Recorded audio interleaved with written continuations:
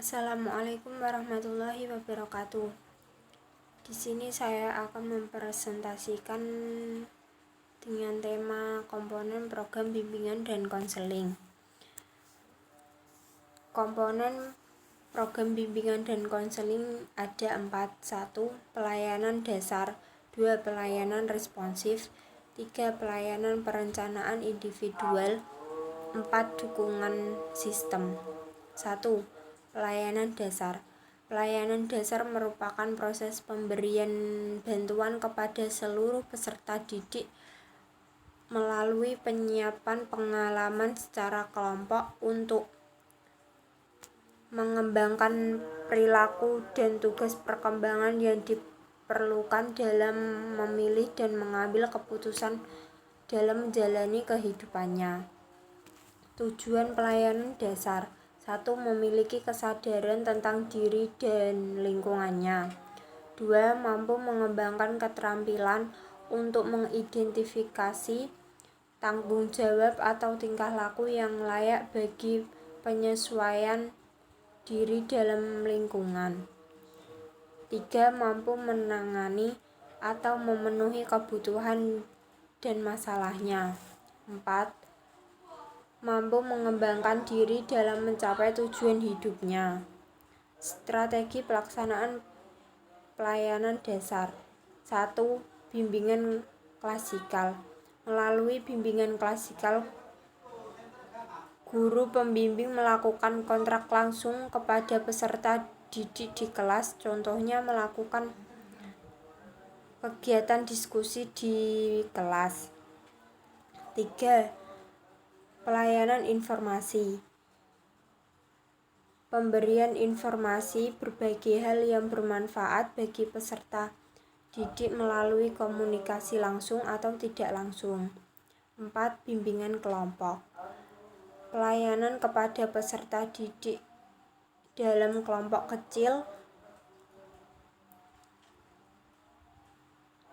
untuk merespon kebutuhan dan minat. 5. Aplikasi instrumentasi. Kegiatan pengumpulan data atau informasi tentang pribadi peserta didik dan lingkungannya. 2. Pelayanan responsif.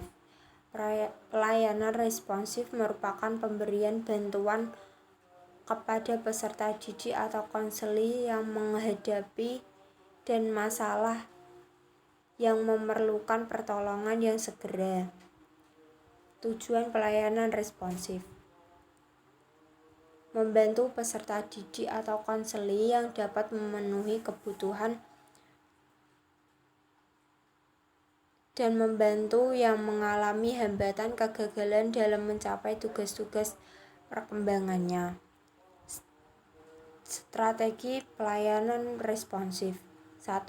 Konseling individual dan kelompok. Pemberian pelayanan untuk memenuhi peserta didik yang mengalami kesulitan hambatan dalam mencapai tugas-tugas perkembangannya. 2. Referral atau rujukan atau alih tangan. Apabila konselor merasa kurang memiliki kemampuan untuk menangani masalah konseli, maka sebaiknya dia mengalihtangankan kepada pihak yang lebih berwenang, contohnya psikologi.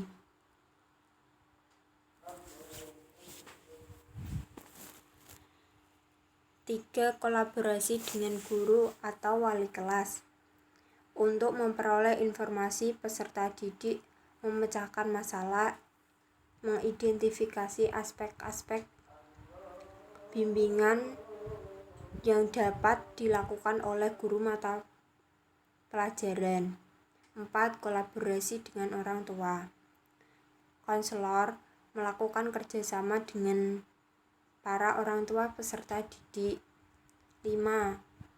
Kolaborasi dengan pihak-pihak terkait di luar sekolah. 6. Konsultasi. Konselor menerima konsultasi bagi orang tua, guru, atau pihak pimpinan sekolah dengan upaya membangun kesamaan persepsi dalam pemberian bimbingan kepada peserta didik. 7. Bimbingan teman sebaya. Bimbingan yang dilakukan oleh peserta didik terhadap peserta didik lainnya.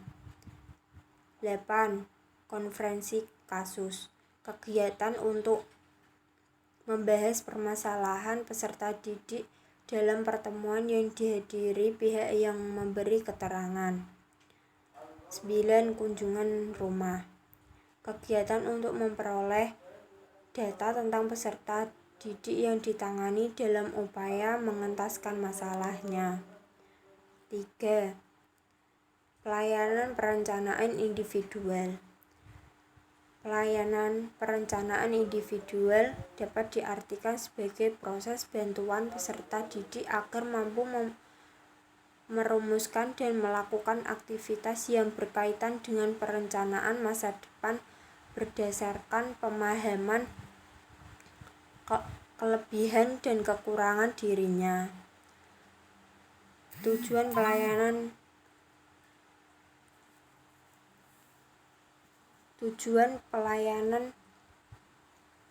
perencanaan individual. 1. Memiliki pemahaman tentang diri dan lingkungan. 2. Mampu merumuskan tujuan perencanaan dan pengelolaan terhadap perkembangan dirinya. 3. Dapat melakukan kegiatan berdasarkan tujuan dan rencana. Strategi pelayanan perencanaan individual. 1. Penilaian individu atau kelompok. Konselor sekolah mengadakan analisis atau evaluasi terhadap kemampuan, minat, keterampilan, dan prestasi siswa. 2. Pemberian saran pada individu atau kelompok. Memberi saran pada siswa atau peserta didik menggunakan informasi pribadi atau sosial karir. 4. Dukungan sistem. Dukungan sistem dapat diartikan sebagai komponen pelayanan dan kegiatan manajemen tata kerja, infrastruktur, dan pengembangan kemampuan profesi konselor atau guru pembimbing secara berkelanjut yang tidak langsung memberi atau kelancaran perkembangan peserta didik. Tujuan dukungan pelayanan sistem. Memberi dukungan kepada konselor atau guru pembimbing dalam memperlancar penyelenggaraan pelayanan bimbingan dan konseling. Strategi pelaksanaan dukungan sistem. 1. Pengembangan jejaring dan profesi. 2. Kegiatan manajemen. 3. Riset dan perkembangan. Sekian dari saya, mohon maaf jika kalau masih ada kekurangan. Wassalamualaikum warahmatullahi wabarakatuh.